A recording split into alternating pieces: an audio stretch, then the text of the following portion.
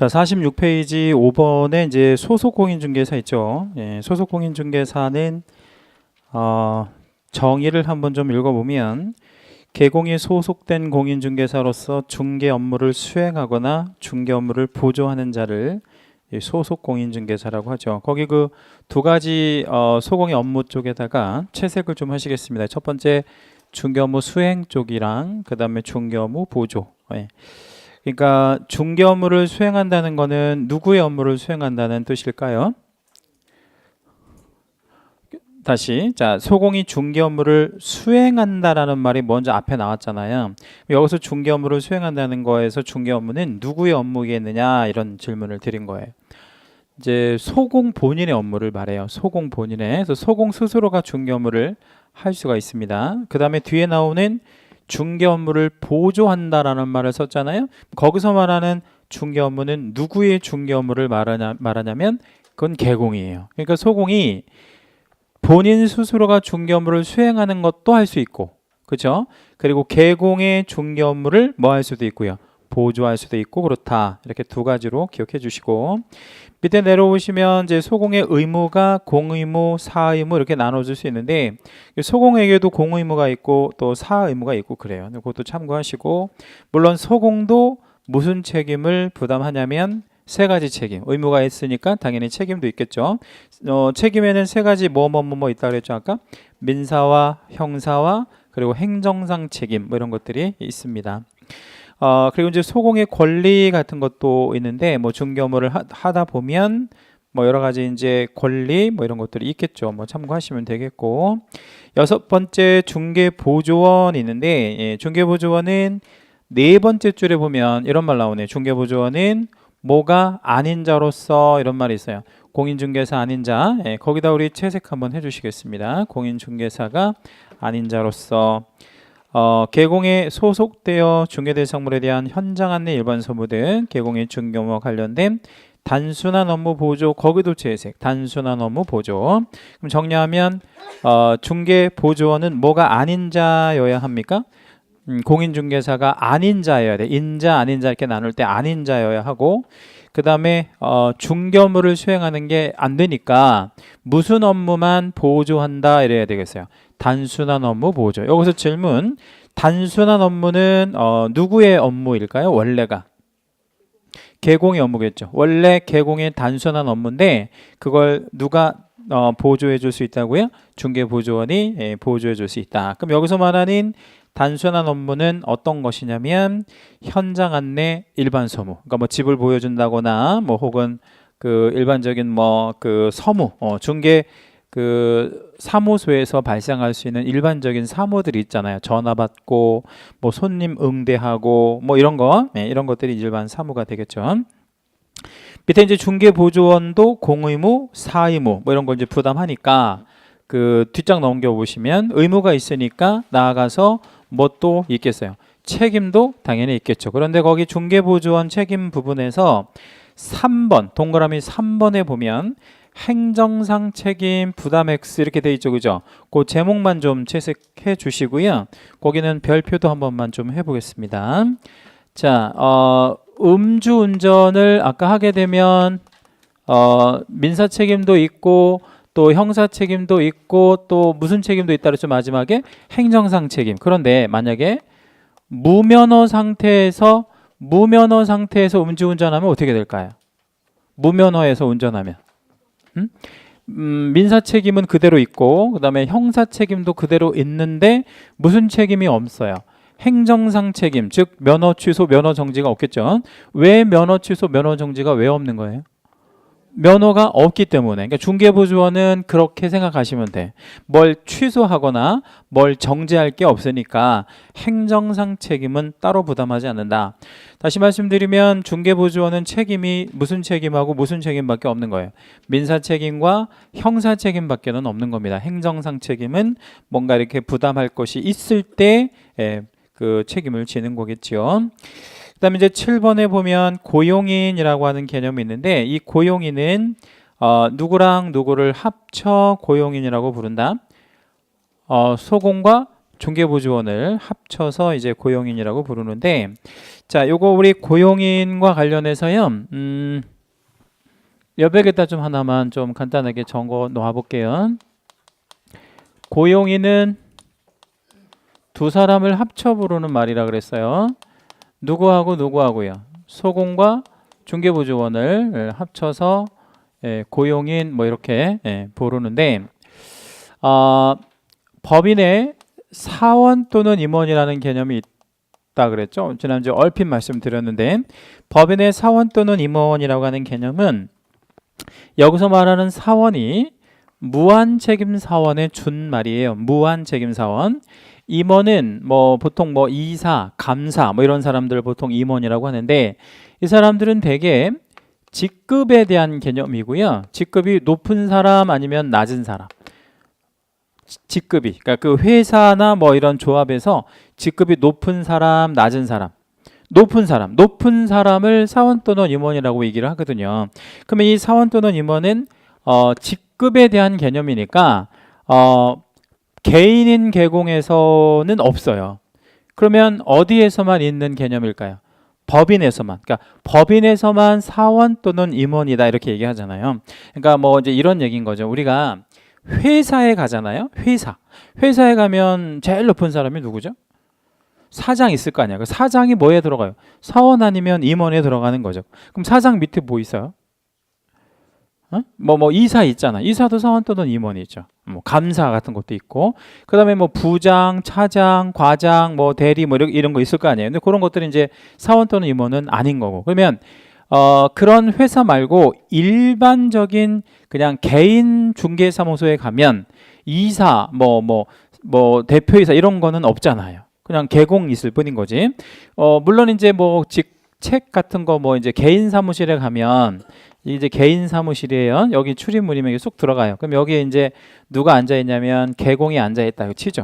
그럼 여기에 이제 뭐 또 한 명 책상이 있고 여기에 뭐 누가 앉아 있다고 쳐봐요. 그럼 이 사람을 보통 뭐라고 부르냐면 실장이라고 얘기하잖아요. 보통 실장. 그럼 이 실장은 사원 또는 임원은 아닌 거지. 이거는 일반적인 법인에서 부르는 게 아니니까. 그럼 이건 그냥 그렇다고 해서 뭐 소속 공인중개사님 이렇게 부르기 좀 그렇잖아. 그러니까 그냥 실장이라고 부르는 거고, 이런 개념을 말하는 게 아니라 회사에서 직급을 높게 부르는 그 사원 또는 임원이다 이렇게 생각하시면 돼요. 그러면 이런 사원 또는 임원 중에서 자격이 있는 사람이 있고 자격이 없는 사람이 있을 거 아니에요. 그렇겠죠? 네. 그러면 이 사원 또는 임원이 자격이 있으면 뭐로 보면 되고요. 자격이 있어. 그럼 뭐로 보면 돼? 소공으로 보면 되는 거죠. 그러니까 공인중개사 자격이 있으면 소공이에요. 예. 그러면 반대로 이 중에서 자격이 없어. 공인중개사가 아니에요. 그럼 뭐로 보면 되겠어요? 중개보조원으로 보면 되는 거죠. 그죠? 그럼 다시 정리할게요.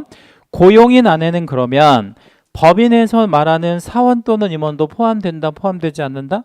포함된다. 예. 그러니까 사원 또는 임원이라는 개념 안에는 소공이랑 중개보조원이 어떤 거든지 될 수 있고 넓은 의미 안에 고용인에 들어간다. 이렇게 생각하시면 되겠습니다.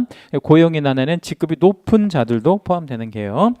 뭐 그런 개념이고, 그 다음에 이제 8번째 용어가 개업공인중개사 등이라는 이제 표현이 마지막 표현인데, 여기서 말하는 개업공인중개사 등이라는 표현 안에는 누구는 당연히 포함되는 거예요. 계공은 당연히 포함되고, 거기에 누구까지 포함되는 개념이냐면 고용인까지. 그래서 우리 소공이랑 중개보조원까지를 전부 포함해서 개업공인중개사 등 이렇게 표현합니다. 거기 밑에서 한 두 번째 줄, 그러니까 위에서 5번째 줄에 예를 들어 뭐 이런 말 나오는데, 개업공인중개사 등의 결격사유 뭐 이런 말 나오잖아요. 그럼 여기서 개업공인중개사 등의 결격사유에서 이 결격사유는 무엇이 될 수 없다 뭐 이런 뜻이거든요. 그러면 앞에 말하고 이제 연결해서 붙여보면 무엇도 될 수 없고 무엇도 될 수 없는 사유를 결격사유라고 얘기해요.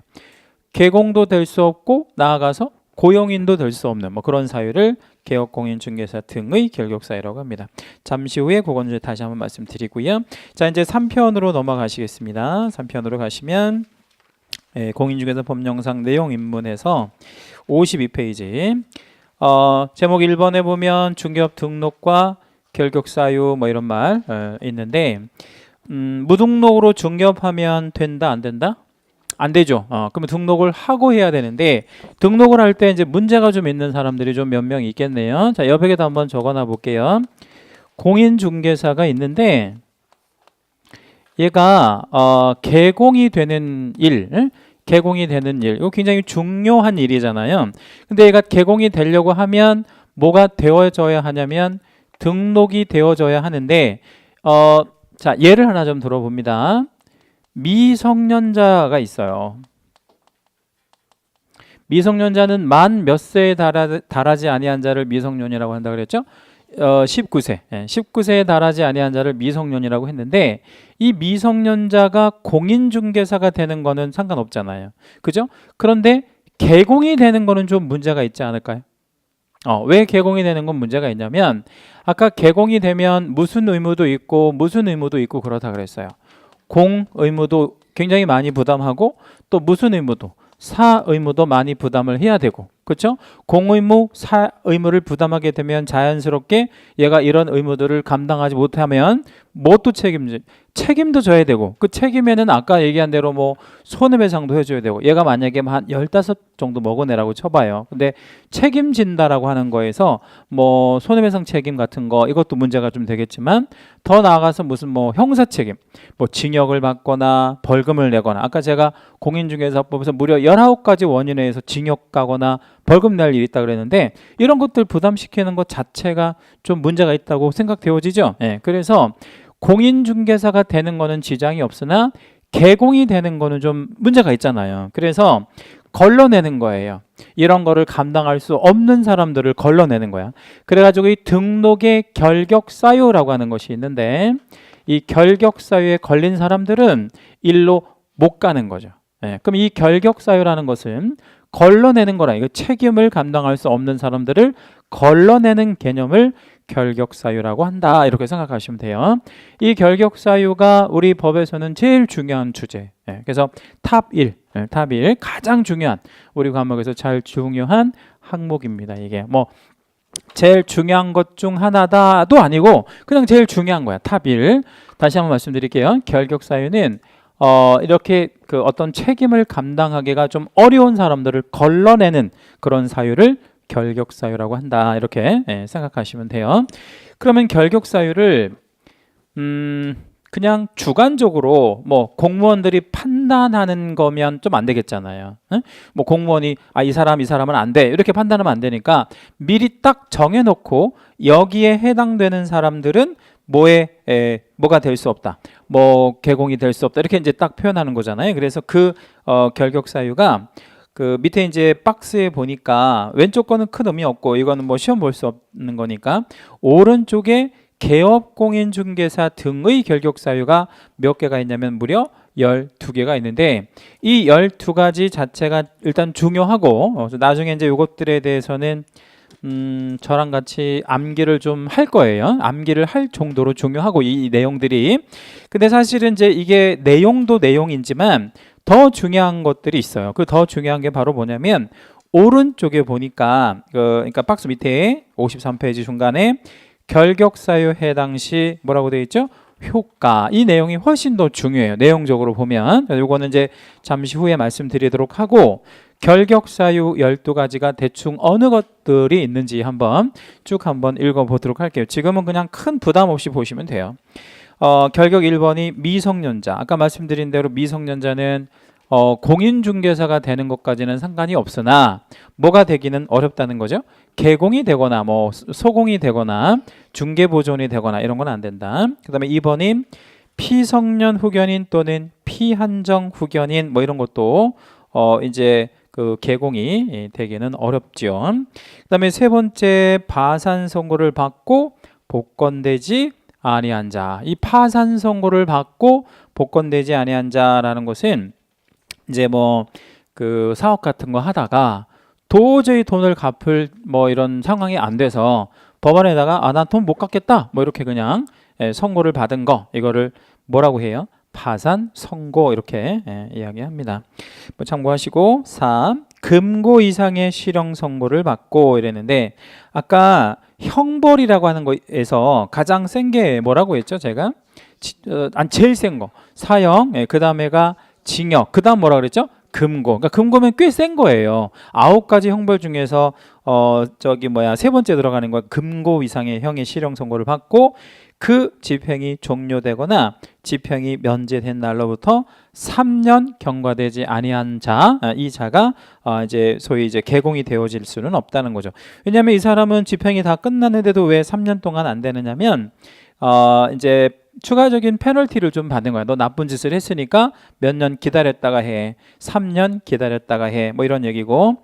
5번째, 금고 이상의 형에 집행유예를 받고 그 유예 기간 중에 있는 자, 이렇게 이제 표현을 했는데, 그 집행유예라고 하는 개념 있잖아요. 그 왼쪽에 보조단에 보니까 집행유예, 선고유예 여기 이거 있고 페이지 154페이지 이렇게 나갔죠, 그죠? 거기 한번 좀 가볼게요. 실제로 154페이지 잠깐만 갔다 오겠습니다. 154페이지. 자, 거기 이제 15번 제목에 보니까 무슨 유예하고 무슨 유예가 있어요. 집행유예하고 선고유예 있죠. 그래서 거기 이제 보조단에다 한번 적어 볼게요. 집행유예하고 선고유예는 아주 잘 나오고요.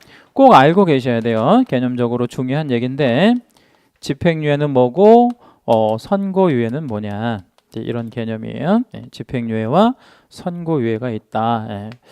뭐 이런 얘기인데, 자, 우리 며칠 전에 인천에서 어떤 아파트 옥상에서 중학교 2학년 아이가 떨어져 가지고 죽은 사건 있죠. 다들 아시죠? 그래서 이제 한 명의 이제 남자 중학생이 있었는데 4명의 남녀 중학생이 이제 얘를 이제 폭행을 해가지고 이제 떨어져서 이제 죽은 뭐 그런 사건인데, 뭐 얘네들 주장은 자기들이 계속 때리니까 그냥 나 죽을 거야 하고 뛰어내렸다, 이렇게 이제 주장인데, 이제 얘를 발견한 뭐 이 아파트 경비원의 얘기는 뭐 떨어져서 가보니 뭐 소리 들려서 가보니까 이미 온몸이 다 이렇게 뭐 얼음장처럼 차가웠다, 뭐 이런 진술이 있었어요. 그러니까 그 얘기는 어쩔 수도 있냐면 얘네들이 일단 폭행해서 이미 죽은 애를 떨어뜨려서 뭐 이렇게 살인했을 수도 있고 뭐 그런 거죠. 아무튼 뭐 그런데 근데 그 중에 한 명이 이제 그 남자 이 죽은 애 옷을 하나 뺏어 가지고 옷을 입고 이제 법원에 나왔다고 해가지고 모든 국민들이 공분을 산, 뭐 저런 나쁜 놈이 세상에 어딨냐, 저런 놈은 뭐 얘가 이제 얘 중에 얘네들이 중학교 2학년이니까 14살 뭐 이렇게밖에 안 된 애들이잖아요. 근데 14 먹은 아이한테 저런 놈은 악마다 뭐 이렇게 표현하고, 뭐 저런 놈은 뭐 재판도 필요 없고 무조건 죽여야 된다, 뭐 이렇게 하여튼 뭐 굉장히 공분을 사고 뭐 그런 사건이 있어서 지금도 이게 진행 중인 사건인데, 자, 여기서 이제 가령 폭행에 직접 가담한 사람이 있을 수 있고요. 그럴 수 있잖아요. 그냥 폭행에는 가담하지 않았지만 이 자리에 있었던 애도 있을 수 있지 않겠어요? 그러면 직접 폭행에 가담한 A, B, C가 있고 여자애도 한 명 있는데 얘가 직접 폭행에 만약에 가담하지 않았다고 쳐봐요. 그러면 형을 가할 때 좀 경중이 있어야 되지 않겠어요? 무겁고 세고. 그러면 경중을 가할 때 누구를 좀 더 무겁게 해줘야 되세요? 가담하지 않은. 가담하지 않은 쪽을 좀 약하게 해줘. 얘네 좀 무겁게 형벌을 가져야 되겠죠? 그럼 얘네 중에서도 만약에 뭐 그냥 손이나 발로 때린 게 있고 도구를 이용해서 막대기를 이용해서 때렸다든가 뭐 이렇게 하는 것도 있을 거 아니에요? 그럼 여기 안에서도 이렇게 뭐 어떤 그 경중이 좀 필요하지 않겠어요? 그러니까 똑같은 범죄 현장에 있다 하더라도 판사가 이렇게 그 판결을 내릴 때는 경중이 이제 필요하다는 거죠. 그래서 실제로 이게 3단계로 구분이 되는데 실형이 있고, 실형이라는 건 뭐냐면 실제 징역형을 선고하고 잡아 가두는 게 실형이에요. 잡아 가둔 거. 그럼 어디로 데려가는 게 실형이겠어요? 교도소로 데려가는 게 실형이란 말이에요. 근데 실형보다는 조금 약한 개념이 있는데 그게 이제 집행유예라는 게 있단 말이에요. 그럼 집행유예는 가담했다는 거야, 안 가담했다는 거, 이런 어떤 범죄 행위에 가담을 했어요. 그리고 이제 처벌을 하려고 하는데 실형을 선고하기보다는 다시 한번 기회를 주는 게 낫다고 판단할 때 뭐를 하는 거예요? 집행 유예 같은 거 좀 경미하게 가담했을 때, 자 그러면 실형은 완전히 뭐 어떤 폭행이나 이런 뭐 살인 행위에 가담했을 때 실형이 떨어지는 거라고 치면, 집행유예는 형의 선고는 하고,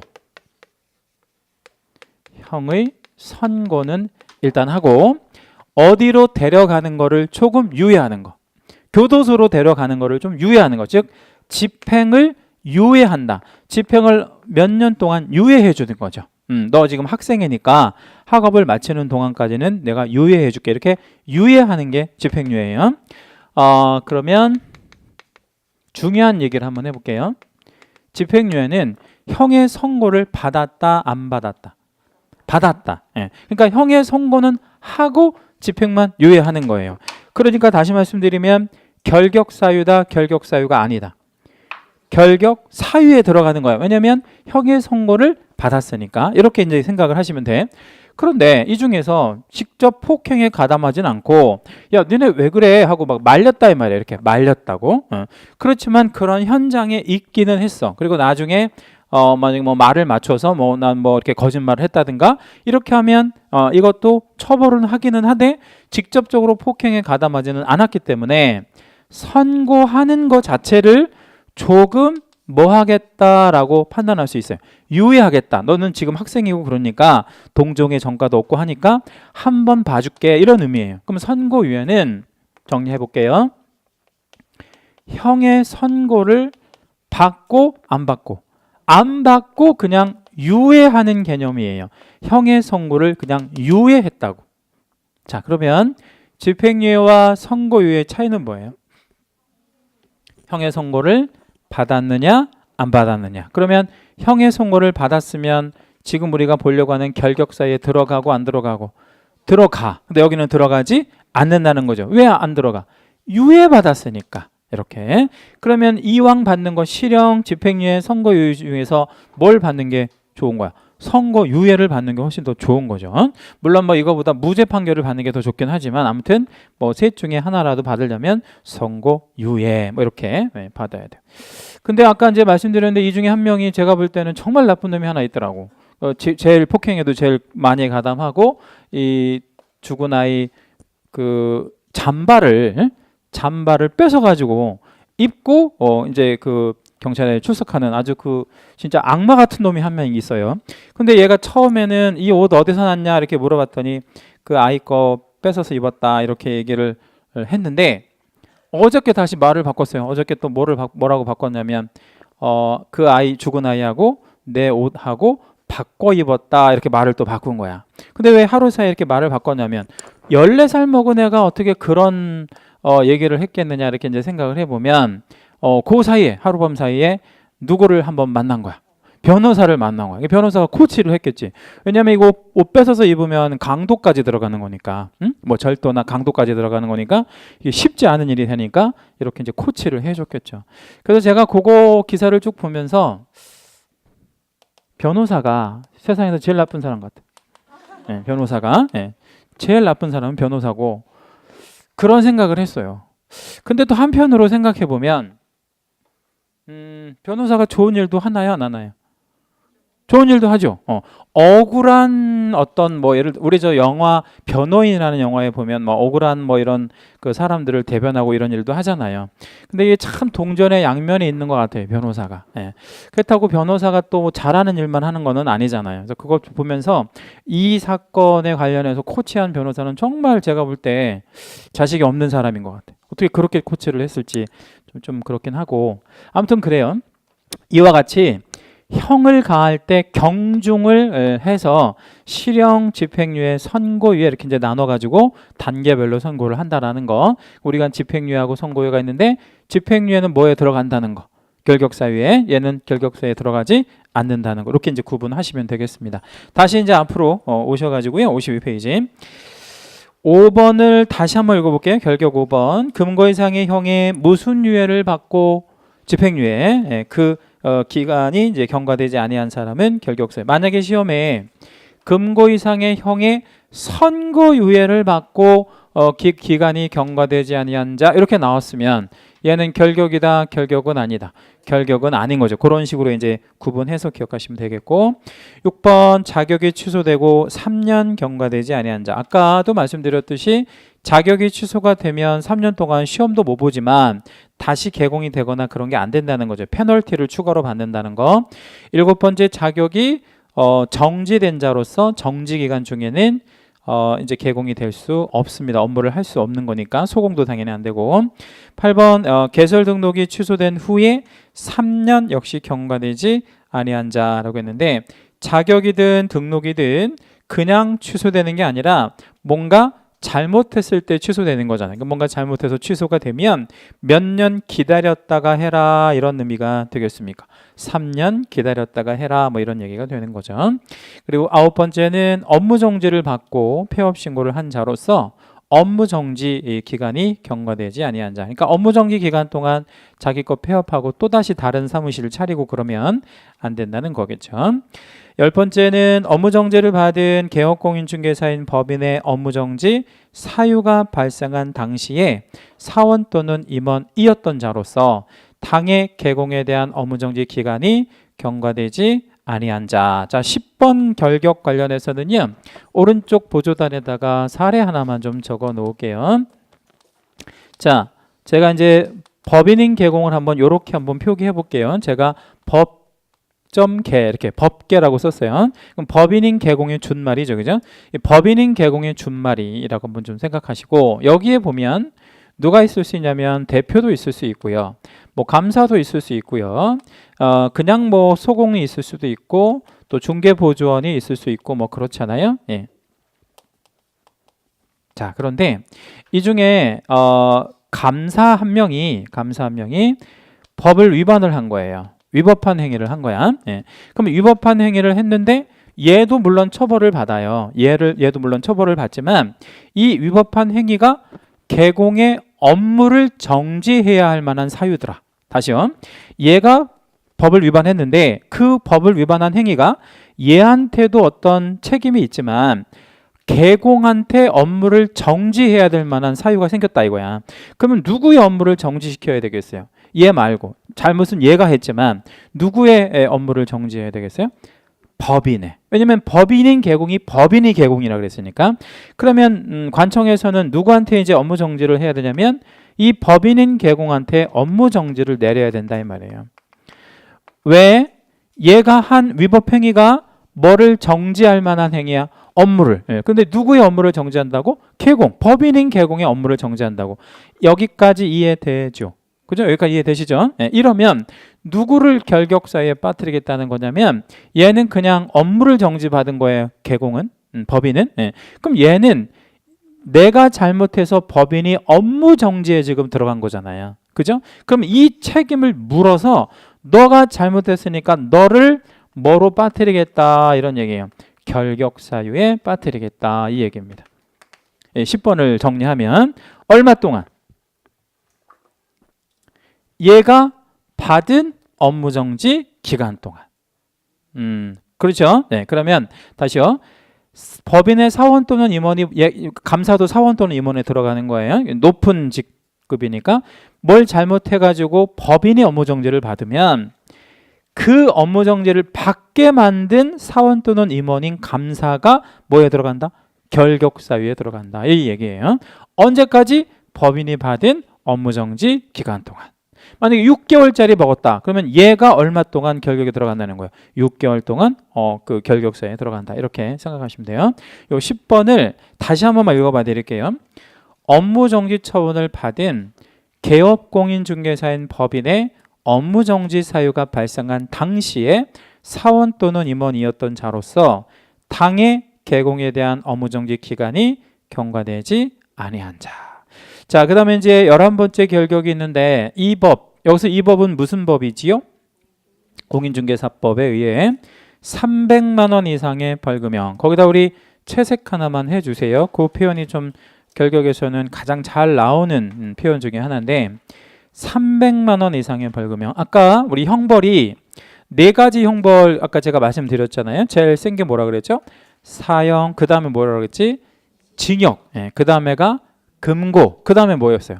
벌금. 벌금이 이제 형벌에서는 가장 약한 건데 그냥 벌금이 아니라 액수 중요해요. 얼마 이상의 벌금형.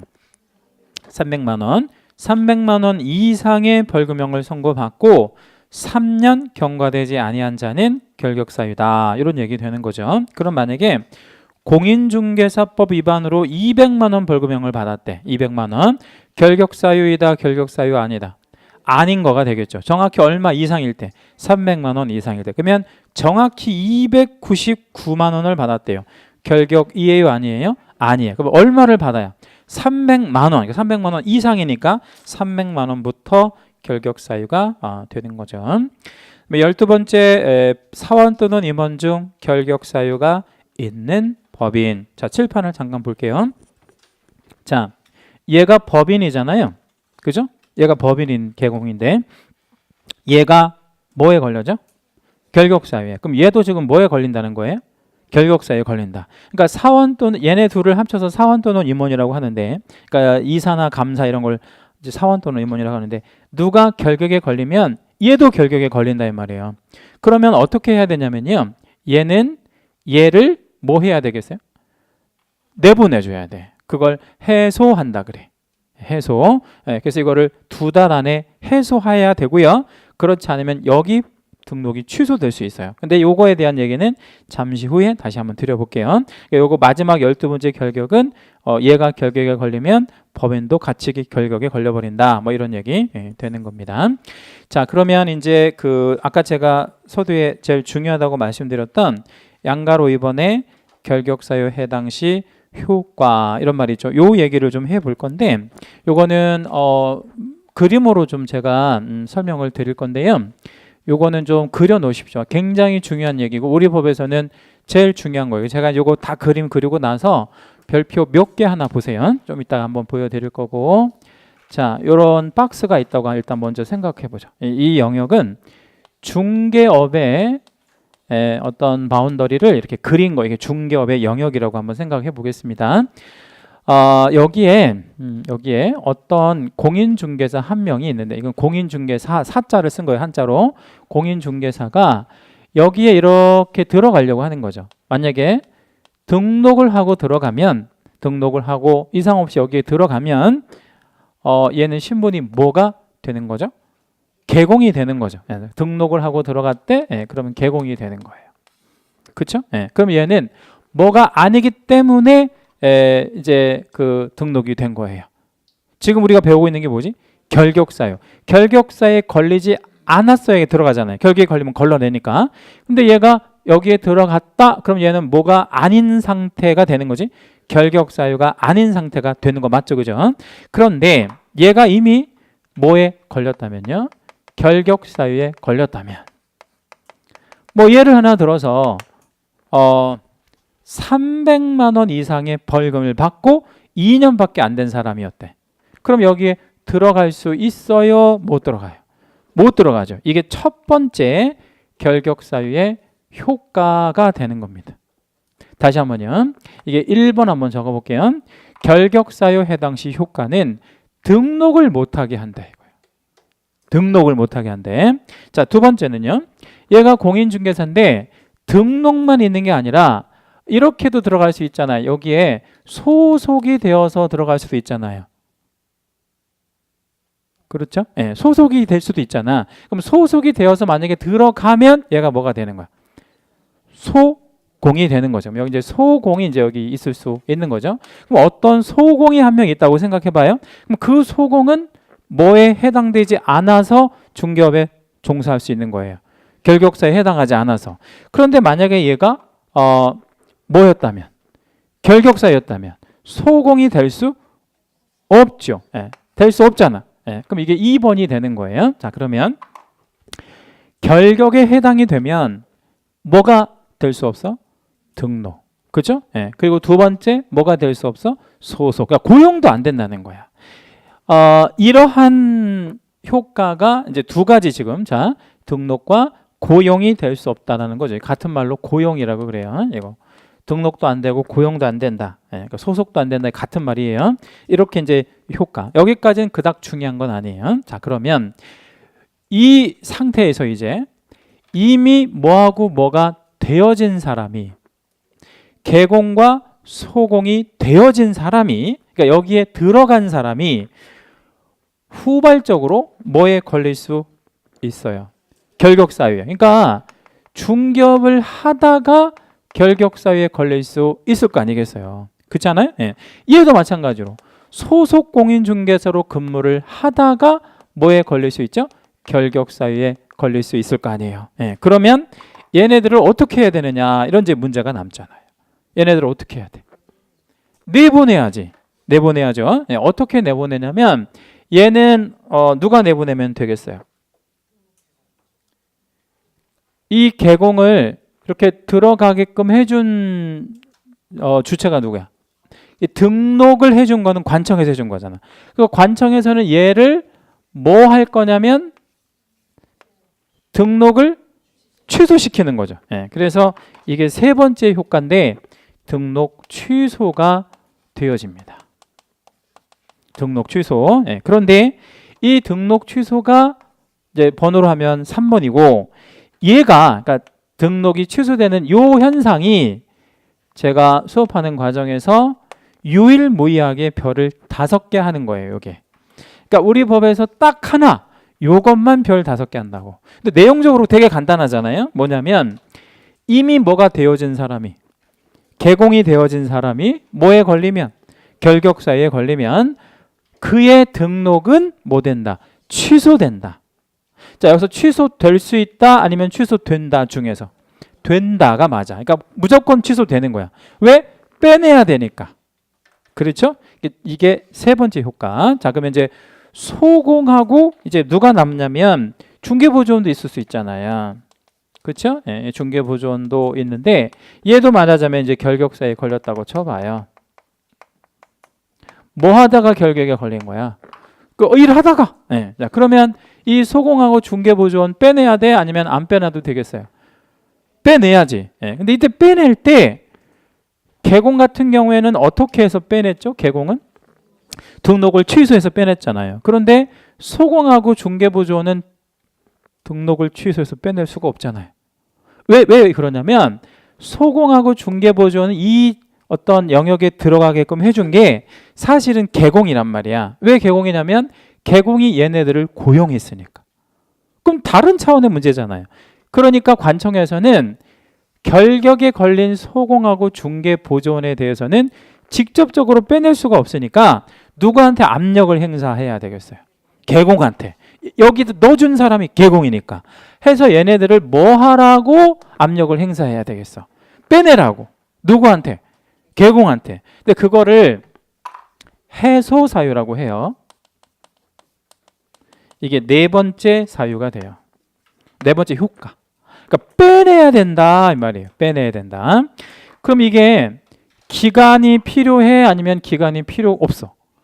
기간이 필요하죠. 얘네들을 빼내. 그러니까 말 그대로 해고해 뭐 이런 말인데 가령 한 달 안에 해, 2달 안에 해 뭐 이런 기간이 있어야 될 거 아니에요. 그런데 이제 겨울 같은 경우에는 한 달 안에 해고해 이러면 너무 좀 지나치잖아요. 그렇죠? 예, 그러니까 이게 최소 시점으로 몇 달 이내에 해소를 해줘야 되냐면 2월 내에. 이렇게 기억하시고요. 이건 별 1개짜리예요. 자, 여기서 말하는 해소하라는 거는 누가 누구를 어떻게 하라는 뜻일까요? 개공이 소공하고 중개보조원을 여기서 해소한다는 말의 의미가 뭐냐고. 그러니까 해고하라는 뜻이에요. 그냥 해고.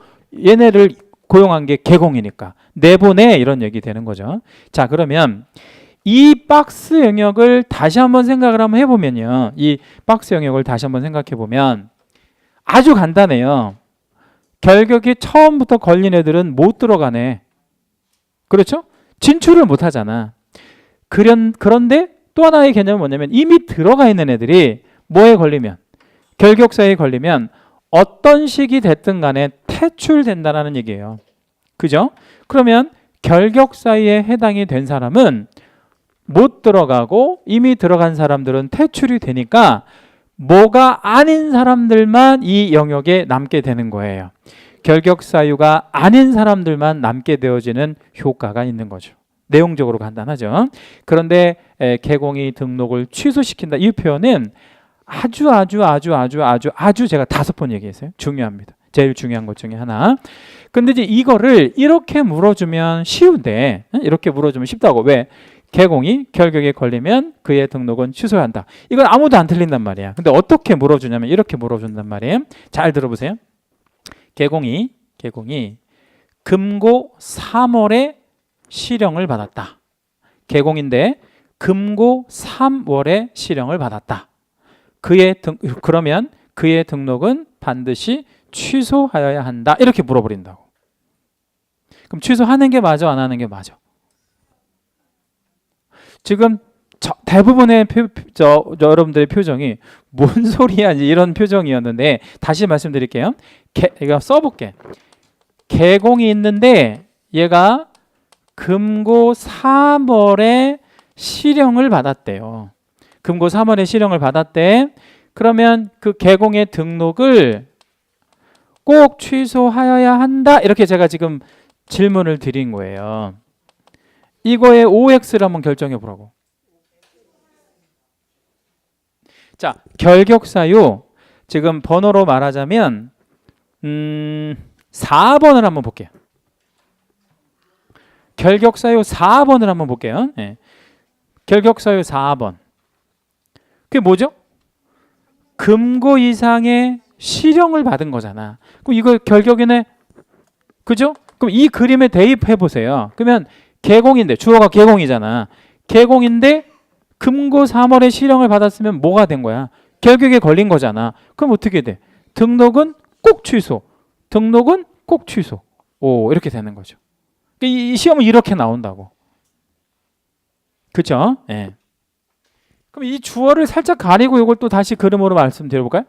개공이 아니라 그냥 어떤 사람이야. 어떤 사람이 금고 3월에 실형을 받았대. 그러면 얘는 등록이 될 수 있다, 없다?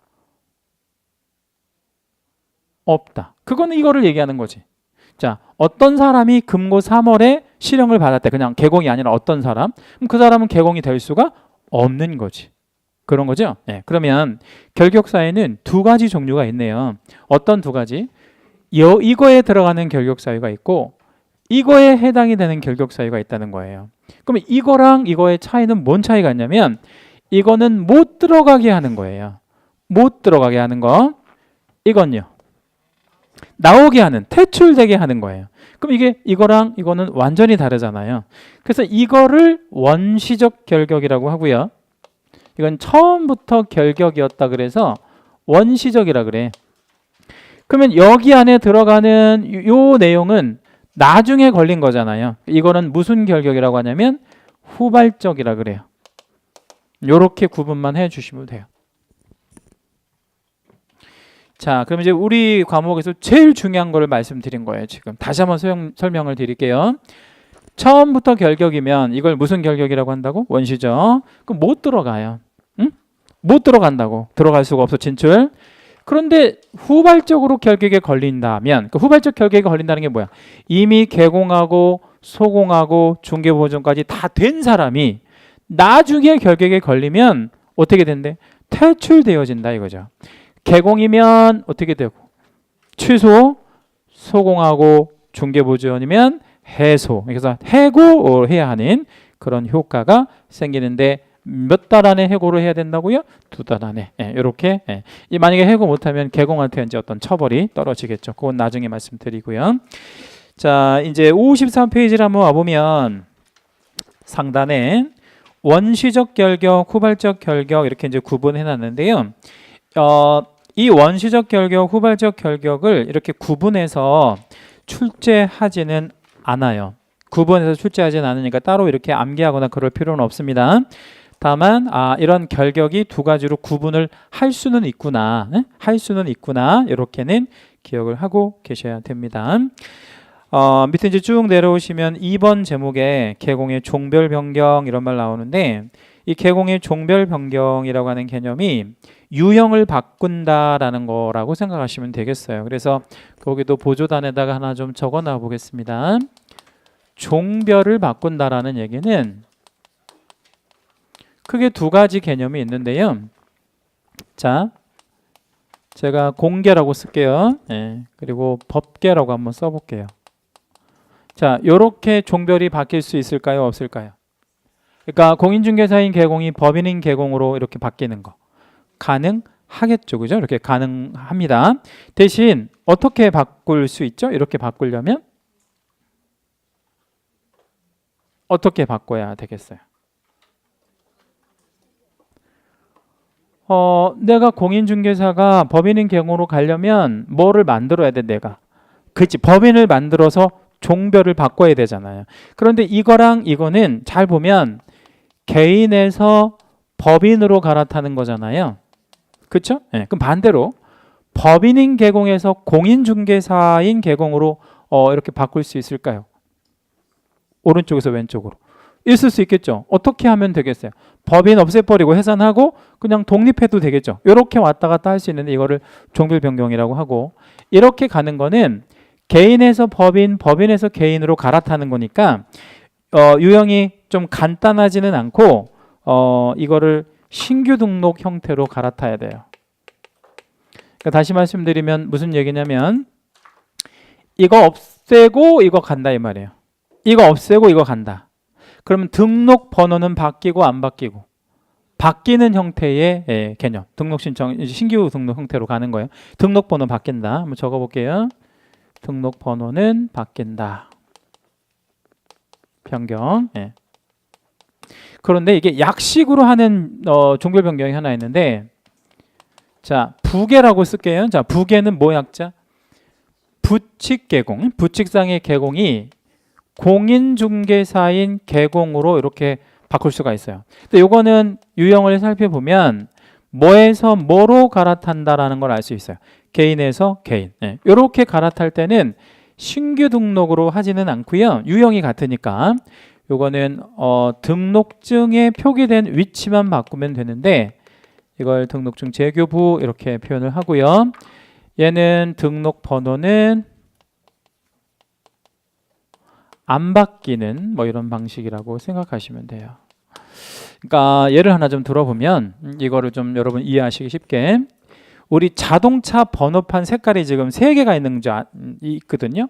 무슨 색이죠? 자동차 번호판 색깔이 하얀색 있고 초록색도 덜어 있죠. 그 다음에 노란색도 있죠. 그렇죠? 그럼 노란색 번호판은 뭐죠? 영업용. 그러니까 이렇게 생각하시면 돼. 하얀색이나 초록색에서 노란색 번호판으로 가는 거는 비영업용에서 영업용으로 가는 거고, 반대로 영업용에서 비영업용으로 가는 거니까 그냥 싹 바꿔야 된다는 얘기예요. 싹 바꿔야 돼. 그래서 등록을 처음부터 다시 해야 되고, 이거는 어떤 유형이라고 그냥 생각하시면 되냐면 초록색 번호판에서, 옛날 번호판에서 흰색 번호판으로 가는 거. 둘 다 그냥 비영업용. 뭐 이런 식으로 이렇게 가는 거는 그냥 색깔만 바꾸는 거다. 번호는 안 바뀌고 뭐 그런 정도로 약식으로 이해하시면 돼요. 그러니까 아무튼 이러한 표현들은 그닥 중요한 건 아니고, 유형 즉 종별을 뭐 할 수 있다는 거, 바꿀 수 있다는 거, 조심하실 거는 요렇게는 안 된다는 거. 공개가 부칙개공으로 가는 건 안 돼. 그렇죠? 요거는 불가하다. 뭐 이런 정도까지만 좀 기억해 주시고요. 자, 이제 3번에 보면 개공의 교육 있는데, 오늘은 이제 그 교육까지만 좀 하고 마치도록 하겠습니다. 간단한 주제고요. 자, 우리 왜 교육을 받아야 되느냐면요. 아까도 우리 전 시간에도 예를 하나 좀 들어드렸지만, 개공이 남의 어떤 그 가장 중요한 재산을 처분하는데 개입을 하잖아요. 그렇지 않아요, 우리가? 그러니까 남이 재산을 처분하는데 개입하는 게 중개잖아요, 우리가. 근데 이 재산이 뭐 1, 2만 원, 뭐 1, 200만 원이 아니라 부동산이라고 하면 되게 가격이 어느 정도 돼요, 형성이. 그냥 억대지, 무조건 억이잖아. 아무리 싸야 억이잖아요. 그렇게 억 단위에 대한 재산을 처분하는 거를 개입하기 때문에 잘못 개입하면 어떤 문제가 생기겠어요? 사고가 생기고 회복하기 어려운 상황이 되니까 국가에서는 뭐를 철저하게 시키겠다는 거예요. 교육. 그래서 지금 우리가 받는 것도 교육이지만 나중에 여러분 이제 개공이 실제로 되기 위해서 여러 가지 교육 같은 거를 받아야 되는데 그 교육이 뒷장을 한번 넘겨보세요. 종류가 여러 가지 종류가 있어요. 그래서 그 키포인트 해가지고 이제 개공의 법정교육 정리 뭐 이렇게 나와 있는데 거기다가 우리 별표 하나만 하시겠습니다. 그리고 제목만 한번 읽어볼게요. 교육이 4가지 교육이 있는데 제일 처음에 무슨 교육 있죠? 실무교육. 그 다음에는요 직무교육. 그리고 또 무슨 교육 있대요? 연수교육. 그리고 맨 마지막에 받는 교육이 뭐가 있어요? 사고 예방 교육, 거래 사고 예방 교육 이렇게 이제 있는데 이걸 이제 시점적으로 좀 생각을 해보면 실무 교육은요 그 시기 쪽에 보니까 등록 신청일 전 직전 1년 이내 받으래. 소공 같은 경우에는 고용 신고라는 걸 해야 되는데 고용 신고일 전 1년 안에 받으래. 그럼 칠판 잠깐 볼게요. 공인중개사가 개공이 되려면 결격사유도 안 걸려야 하지만 뭣도 받아야 된다는 거죠? 교육을 받아야 된다는 거예요. 교육을 받아야 개공이 된대. 근데 무슨 교육? 실무 교육을 꼭 받아야만 개공이 된다 이 얘기예요. 그러면 교육은 개공이 되고 나서 받아 아니면 되기 전에 받아? 되기 전에 실무 교육. 그런데 그 옆에 있는 연수 교육이라는 거 있을 거예요. 연수 교육. 세 번째 거 차 있었죠? 그 연수 교육은 언제 받냐면 뭐가 되어지고 나서 또 받아요. 개공이 되어진 이후에 또 이렇게 개공 이후가 교육을 받아야 되는 교육도 있어요. 그럼 자, 공인중개사가 개공이 되려고 해요. 그럼 무슨 교육을 받아야 돼? 실무교육. 개공이 되고 나서도 또 교육을 받아야 돼. 이때는 무슨 교육을 받아야 돼? 연수교육. 이렇게 이제 일단 기억을 해 주세요.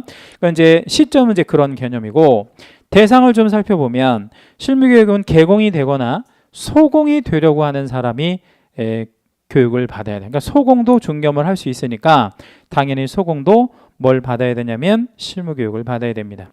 근데 직무교육은 이제 여러분하고 직접적으로 관련은 없는 교육이긴 한데 뭐가 되려는 사람이 받는 교육을 직무교육이라고 해요. 중개, 보조원. 거기다 우리 채색을 좀 한번 할게요. 그게 우리한테는 관련은 없지만 시험에는 잘 나온다. 이걸 누가 받느냐 뭐 이런 식의 문제들 요번 의식구의 시험에도 나왔었고요. 다시 한번요. 중개보조원이 되려고 하는 사람은 무슨 교육을 받아야 된다고? 직무교육. 그렇게 이해하시고 그 다음에 연수교육은 개공이 된 이후에 받는다 그랬잖아요. 그래서 거기 대상자를 보니까 누구랑 누가 연수교육을 받으래. 개공과 소공 이미 되어진 사람. 그럼 얼마나 자주 받아야 되느냐?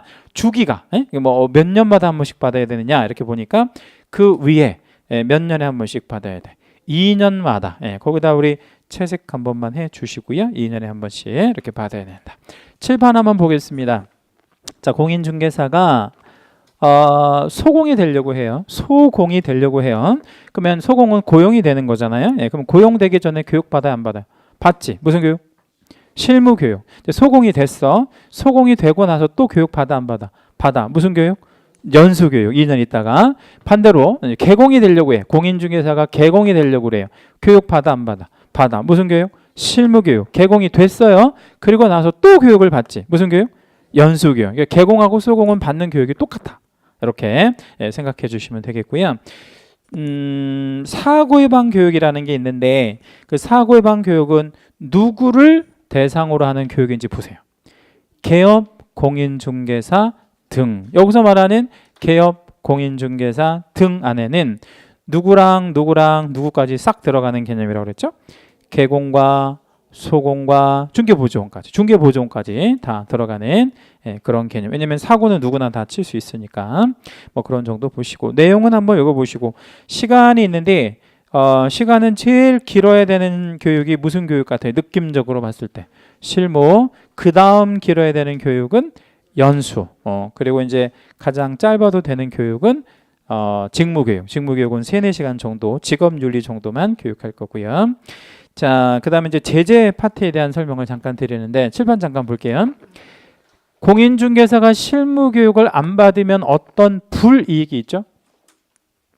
그러니까 공인중개사가 개공이 되려고 하는데 실무교육을 안 받았어. 그럼 어떤 불이익이 있냐라고 질문을 드린 거야. 개공이 될 수가 없지. 그게 불이익이야. 그러면 따로 제재를 가할 필요는 없잖아. 네가 필요하면 교육 받을 테니까. 그런데 연수 교육은 뭐가 되어진 이후에 받는 거죠? 개공이 된 이후에. 따라서 개공이 된 이후에 교육을 받는 거니까 이건 안 받으면 제재가 있어야 되겠죠. 그래서 얼마 이하의 과태료? 500만 원 이하의 과태료. 거기다가는 채색을 하나만 해주시고요. 별표를 한번 할게요. 교육 중에서 제재가 있는 교육은 무슨 교육밖에 없대? 연수교육. 나머지는 다 현실적인 불이익이 있고 연수교육은 사후교육이기 때문에 현실적인 불이익 500짜리 과태료가 필요하다. 뭐 이런 얘기가 되겠죠. 그 다음에 이제 사고예방 교육은 원래 안 받아도 되는 교육이에요. 그러니까 임의 교육인데 받으면 이점 나한테 어떤 이득이 있어야 될 거 아니에요. 그래서 사고예방 교육을 받으면 비용을 그러니까 교육 비용을 국가가 지원하는 뭐 이런 제도가 있으면 그것도 참고하시면 되겠고요. 통지 밑에 실시권자 있는데 모든 교육의 실시권의 공통점 한번 찾아볼까요? 시도지사. 그래서 그 시도지사를 한번 다 채색 한번 해보겠습니다. 모든 교육은 시도지사가 공통적으로 주관할 수 있습니다. 모든 교육은 시도지사가 일단 주관할 수 있다. 나머지 이제 뭐 직무교육도 등록관청이 할 수 있고 또 이제 그 사고예방 교육 같은 경우는 등록관청이랑 국장 뭐 이런 것들을 할 수 있는데 일단 그 박스에서 매년 한 문제가 나옵니다. 지금 그 표에서 매년 한 문제가 나오기 때문에 상당히 중요하고 자 이것만 하나 말씀드리고 마칠게요. 지금 이제 처음으로 등록관청이라는 표현을 배우셨는데 여기서 말하는 등록관청이 뭐냐 이 얘기를 좀 하려고 해요. 등록관청은 쉽게 말하면 등록을 해주는 관청이다 이렇게 생각하시면 되죠. 등록을 해주는 관청. 근데 그렇게 생각하셔도 되고 구체적으로 뭐를 생각하셔야 되냐면 등록관청은 시군구를 말해요. 다른 말로 시군구를 뭐라고 표현한다고? 등록관청이라고 해요.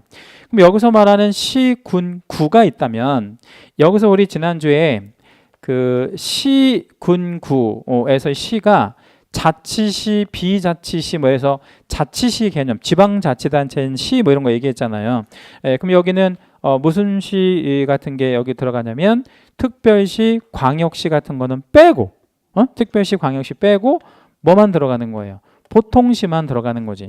왜냐하면 특별시하고 광역시는 뭐 자치시에 들어가는데 밑에 뭐가 있어요? 그 군이나 구가 있잖아. 그러니까 그거는 등록관청이 되는 게 아니단 말이에요. 예를 들어보면 과천시, 과천시 이런 게 들어가는 거예요. 서울특별시 이런 건 안 되고. 그럼 여기서 말하는 구는 어떤 개념이 이제 구냐? 자치구는 당연히 들어가고 비자치구도 여기에 들어가요. 그러니까 자치구는 지방자치단체인 구, 그 다음에 비자치구는 지방자치단체가 아닌 구도 있을 수 있어요. 예를 하나만 여기다 들어봐 드릴게요. 여기는 서울특별시 서초구 한번 생각해 보고요.